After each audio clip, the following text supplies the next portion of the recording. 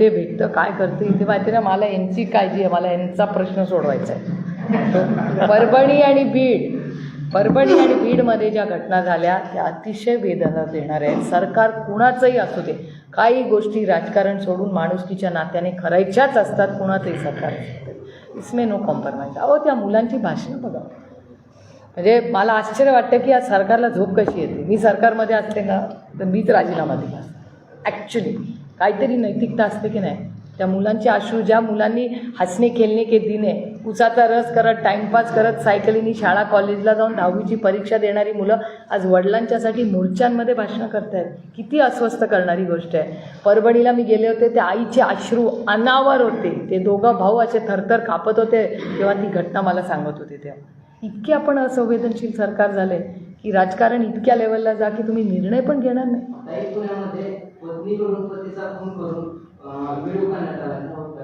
कुठला तो खून ना आता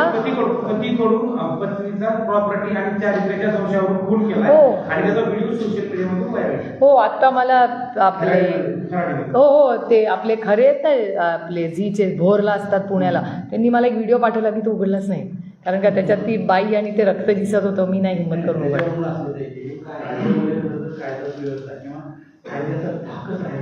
हो हे ॲब्सोल्युटली राईट, तुमचं अगदी बरोबर आहे. मी जेव्हा जेव्हा ह्याच्याबद्दल बोलते माझ्यावर उलटे आरोप होतात की ह्या सारखंच बोलतात सरकारच्या विरोधात.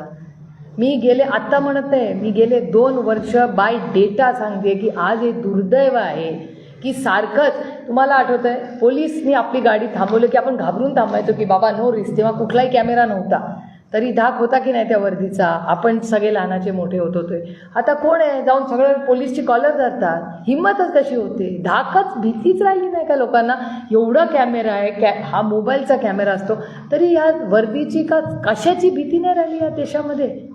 ही चिंताजनक नाही आहे. मी हे सरकार आल्यावर 15 दिवस 1 महिन्यात क्राईमचा डेटा वाढल्यावर मी महाराष्ट्राच्या माननीय मुख्यमंत्र्यांना विनंती केली की बीडची घटना झाली आहे, त्याची परभणीची घटना झाली आहे, एवढी अस्वस्थता देशात, एक ऑल पार्टी मीटिंग बोलवा. कधीतरी राजकारण बाजूला ठेवून महाराष्ट्रासाठी सगळे एकत्र ॲटलिस्ट हे जे अस्वस्थता आहे ती शांत करण्याची गरज आहे.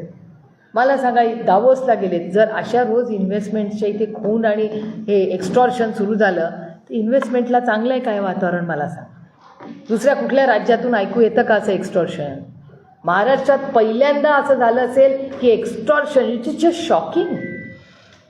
का आपण हे सगळं सहन केलं आणि ह्याच्यावर का नाही ॲक्शन झाली 40 दिवस. आणि फक्त मी सांगते ना, महाराष्ट्राच्या मीडियाचे कितीही आभार मानले तरी कमीच आहे. ज्या माणुसकीने तुम्ही रिपोर्टिंग करताय आणि जो रिपोर्टर बीडला जाऊन आलाय ना तो ढसाढसा येऊन रडलाय. ढसाढसा म्हणजे ते म्हणलं असहाय्य होतं आणि चॅनल्सवर रडलेले आहेत. आठवत असेल तुम्ही त्या मुलाचा वाढदिवस होता तेव्हा NDTने एक स्टोरी केली होती, आठवतं तुम्हाला. He could not control his emotions.